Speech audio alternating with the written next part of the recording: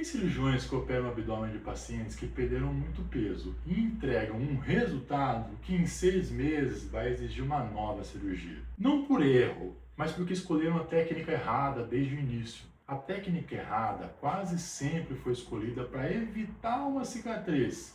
Uma cicatriz que no final faria toda a diferença. Se você perdeu muito peso por uma cirurgia bariátrica, canetas emagrecedoras ou mesmo emagrecimento natural, está pesquisando sobre abdominoplastia, você já se deparou com uma versão que tem uma linha vertical no meio do abdômen. E provavelmente pensou, isso é demais, não quero uma cicatriz assim. Esse pensamento é natural e é exatamente esse pensamento que leva alguns homens a escolherem a técnica errada para o corpo deles. E depois terem que voltar para refazer o que poderia ter sido feito desde a primeira vez. Hoje, em menos de 15 minutos, você vai entender por que existe essa cicatriz, quando ela é a única solução e o que os dados clínicos dizem sobre quem fez esse tipo de cicatriz. Meu nome é Rafael Pacanaro, cirurgião plástico especializado no contorno corporal masculino. Antes de começar, deixa eu te contar sobre um paciente que chegou aqui depois de perder 34 quilos em 14 meses. Ele tinha pesquisado exaustivamente, sabia o nome dos procedimentos,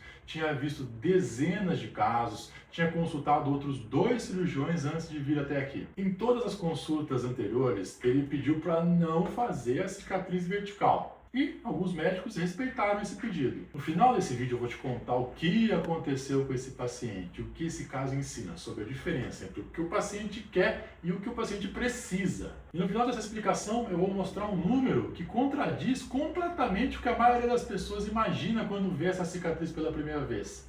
Você pode se surpreender. Vamos lá, em menos de 3 minutos agora a gente vai entender por que a técnica convencional falha em alguns casos e por que isso acontece. A abdominoplastia serve para a correção do excesso de pele em ex-obesos e existe há mais de um século. O que chamamos de técnica em âncora foi descrita por Castanhares em 1960.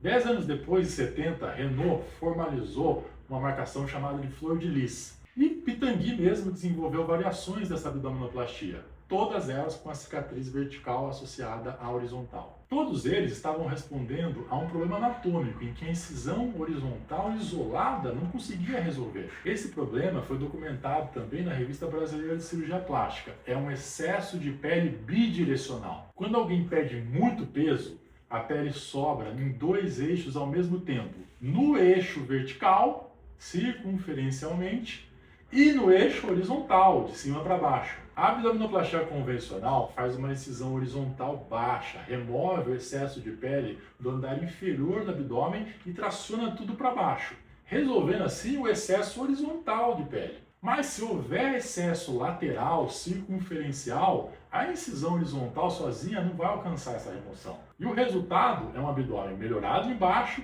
mas com excesso residual nas laterais e na parte superior. E a âncora sim resolve o que a abdominoplastia convencional não consegue. Simples assim. A abdominoplastia e âncora adicionam um componente vertical na incisão. Essa linha vertical central é o que permite remover o excesso lateral, circunferencial de pele desse abdômen. Não é uma cicatriz maior por um capricho.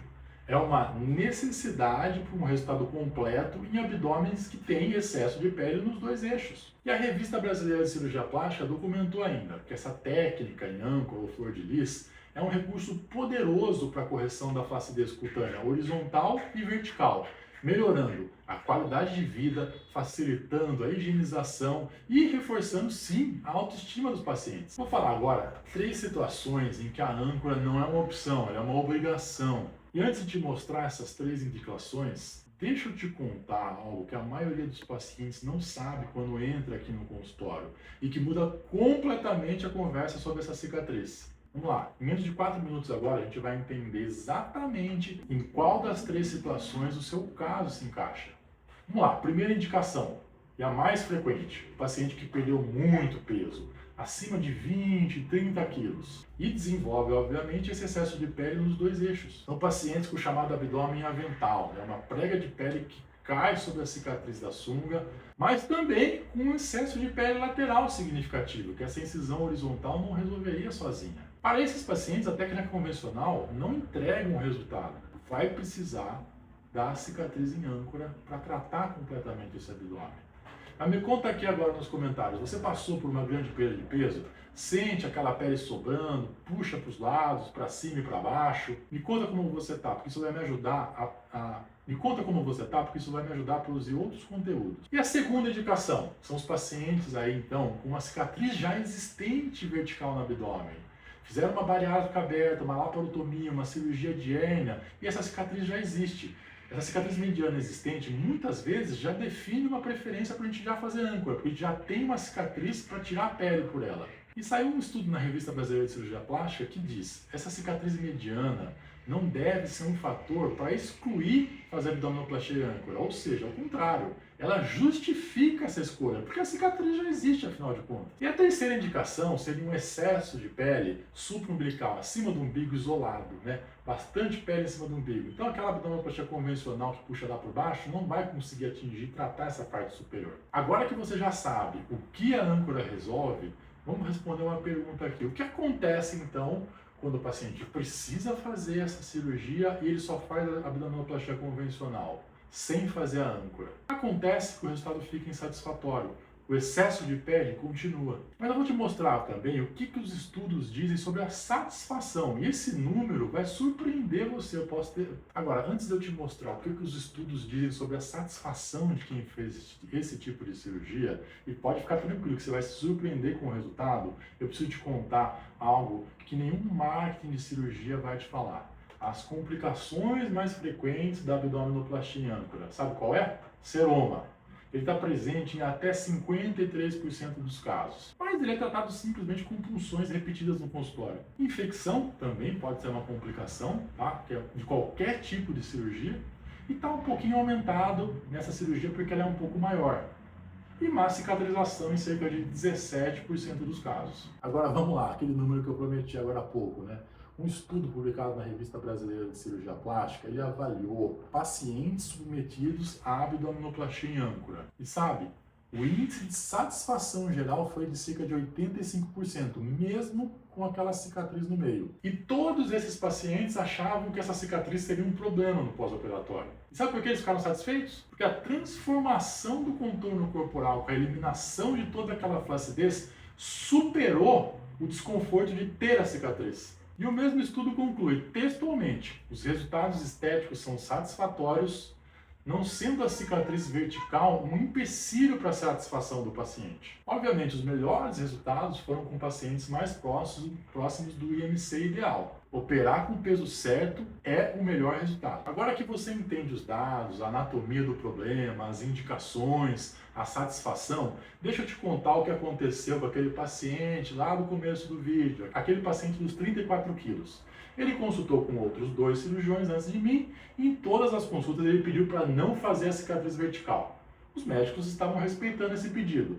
Quando ele chegou aqui, eu examinei ele e era evidente que ele tinha excesso de pele nos 2 eixos. A técnica convencional simplesmente não alcançaria resultado para ele. Eu precisei ter uma conversa difícil com ele. Expliquei que a técnica que ele queria entregaria um resultado incompleto e que em 6 a 12 meses ele provavelmente estaria buscando uma revisão cirúrgica. Ele ficou em silêncio, pediu um tempo para pensar, voltou depois de 2 semanas. Sabe qual foi a resposta dele? Prefiro fazer o certo uma vez do que o errado 2. Fizemos a abdominoplastia em âncora e com 5 meses de pós-operatório, a cicatriz vertical já estava maturando e o contorno abdominal que ele tinha, e ele já tinha um contorno abdominal que ele nunca teve antes. E ele mandou uma mensagem para mim dizendo, olha, pela primeira vez em 10 anos entrei numa piscina sem camiseta. Ou seja, a flacidez impedia ele de fazer isso. Só que a cicatriz não. Cicatriz é ruim, mas o problema que ela trata é muito pior. E é isso, a cicatriz da abdominoplastia em âncora não é um defeito da cirurgia.